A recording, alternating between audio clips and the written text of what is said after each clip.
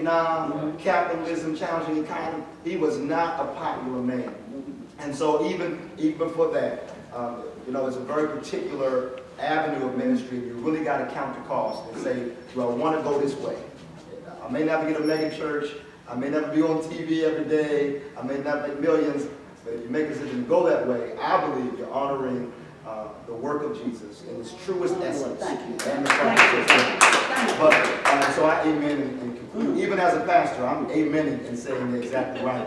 On the church piece, I'm curious though, because we have a lot of student activists as well who have been doing a lot of wonderful things in terms of trying to change the system. Can you share, give me your name again. Elizabeth. Elizabeth, I'm sorry. Can you share again what you and your group did, and then if you can share a little bit about young people in Baltimore, what they've been doing as well? Well, on January the 1st, it was just me and my friend Miriam.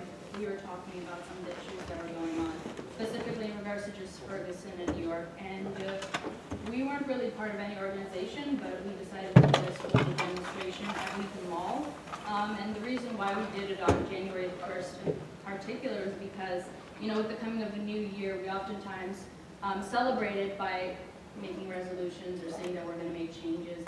Oftentimes with the coming of a new year, we forget our past. So it was to just declare that, Black lives still matter, even on January the 1st. We should still remember those who have passed away. And we should definitely try and make positive changes within our community, and we're definitely doing that today by having conversations such as this. So, we just organized a demonstration. About 100 people showed up, and an activist by the name of Erica Totten was sadly arrested, but it's just one of the casualties, I guess, of organizing and just demonstrating. So it was pretty. And what did your demonstration look like? What did y'all do? It was a die-in at Wheaton Mall. So we just it was a die-in, and we had Erica Totten go around and speak, and she's a part of the Black Lives Matter DC. So in Baltimore with the organization City Block, I'm a member of, we've been combating the school system pipeline because we realized that the declaration of Black Lives Matter is coming up, and that true change is derived from the making of laws shaping Black institutions. We've learned that from some of our great mentors like Avon, Breon, and Adam Lawrence. And so we had a walkout on January 9th from school, and we led kids from our school, Baltimore City College, to North Avenue. And we noticed that this is not just a physical murder of our brothers and sisters, it's a mental, spiritual, cultural genocide that we're dealing with daily. And we also realized that these systematic impacts travel back generation to generation to generation. We start from a very young age. And what we were trying to do with our walkout was to symbolize, to make clear the bridge that is between our education and things that are happening with police brutality. And that is the school system pipeline. Especially with bills like the House bill that we just got off with Google in Minneapolis last Thursday, I think, was the militarization of school police officers.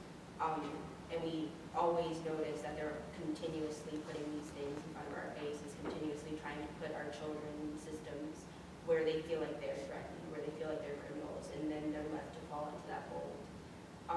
And so what we've been trying to do since then is build a student organization which will be recognized citywide and then hopefully become a model for the state and then from the country from there on. We've been working with Dr. Jordan, who's the CEO at North Avenue, and also Dr. Hassan, who's the Director of Engagements, to make a student institution where these bills would have to first be signed off by the students before they're passed by anyone. All right, all right, all right.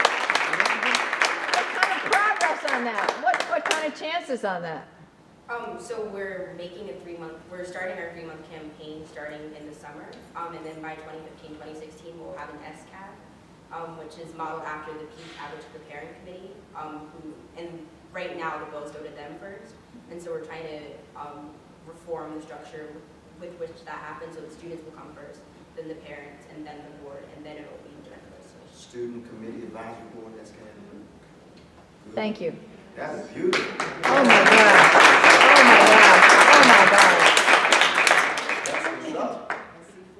That's right. Brian, punch for, Sister Twan. Can I ask that we heard from church groups, couple of student groups, Molly, if you could speak to, why Jews United for Justice, why you're here, why this matters to you. We just talked about this in one of our meetings, one of the mischaracterizations of the Black Lives Matter movement is that this movement and addresses issues that solely and only matter to black people, right? And so that framing, I think, is limiting because it's an issue, as Juan and others have shared, affects all of us. And your presence here speaks to that. But I just want to hear you, why does this matter for your group, Jews United for Justice? And for those who are not familiar, maybe you can share a little bit more about it.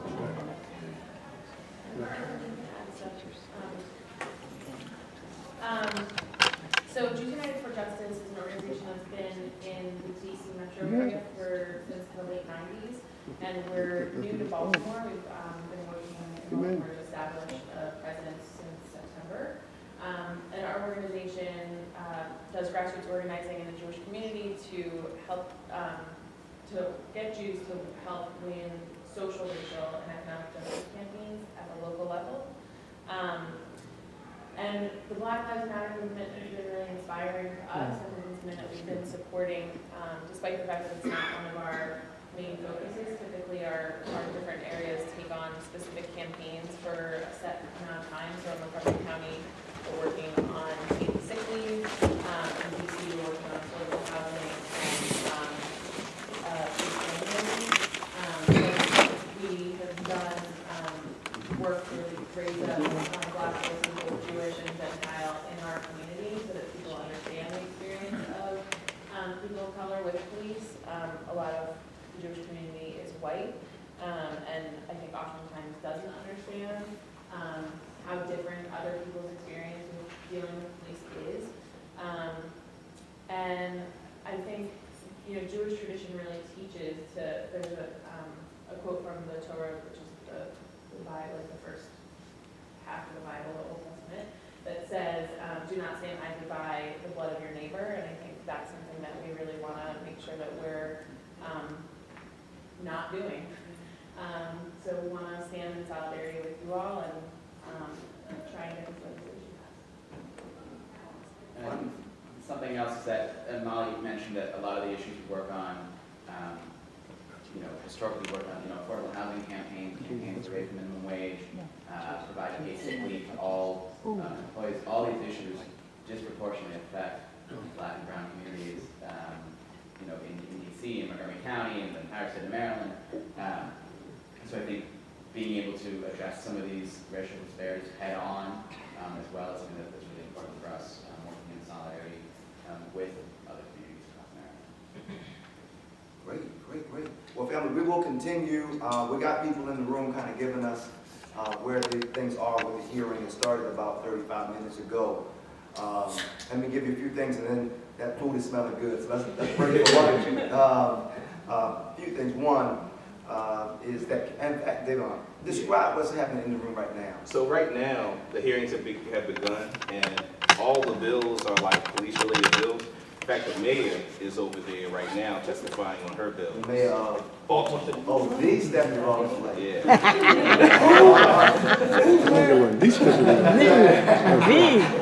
And so, and what's interesting is that, she's put in a couple of bills that are very narrow, that don't really address the problem. And so with the fraternal police are against her bills as well. And over there, what they have done is that there are virtually no seats left. That's right. So all the police, they took their seats and they packed the room. And so a part of what we're going to do after we eat, when we go over, is just to go over there and make our presence known. Absolutely. Until our bills get heard, we should go in and out. Some of us should take turns, like going in and coming out. And then when our bills are up, all of us go in at once. It'll be packed.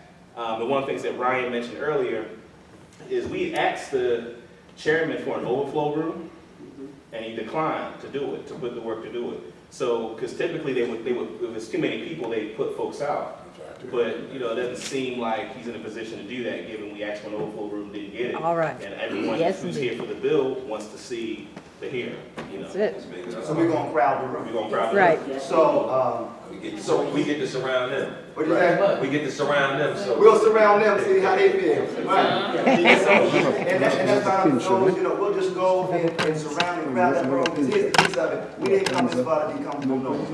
Right? We don't drive all the way to Annapolis to get a comfortable seat. So we'll crowd it, and we'll make, in that way, perhaps we'll force the chairman to do something about it. Right. You made the request to get a bigger room, you didn't want to do it, Right. and so let's crowd the room. But other things that we can do as well, as we're kind of funneling in and out of the room, is that we can take to our social networking, Twitter, Facebook, Instagram, or what have you, and we can flood the phone lines of the chairman, Joseph Valerio, and have our friends back home flood his line to support. The one bill that we're really looking at is House Bill 968, is that right? Yes, sir. Yes, sir. House Bill 968, 968. Do we have this phone number offhand? We can give it in this, Yeah, at this time? I'll give it to you right now. Good, Neil's gonna grab that. And again, as the chairman, he got a lot of sway. If the chairman says up, then the committee members most likely say up, because if they say down, the chairman says up, they'll be penalized in an informal way, you know, so that's why Valerio, 2 weeks ago, it was Zirkin that we focused on. Today is Joseph Valerio Day. Right. And actually, I have some news about, because we had a meeting with Senator Zirkin's chief of staff. Right. They were still on the floor, so that's why Zirkin wasn't at this meeting. And one of the things the chief of staff said was that they're currently working on a version of it to get out of committee. So this is what his chief of staff is saying. And, you know, I talked to someone else who was in the meeting, because my instinct was, you know, I was like, you think he's lying? And, you know, her impression was that her and the chief of staff have a pretty decent relationship, and that he wouldn't have said it unless there was something behind that. So that's a better sign than what we felt a couple Thursdays ago when the bill was dead last on the docket. Okay, Chairman Valerio's phone number directly to his office is 301 858 3488. And the bill number we're asking him to immediately vote on is House Bill 968.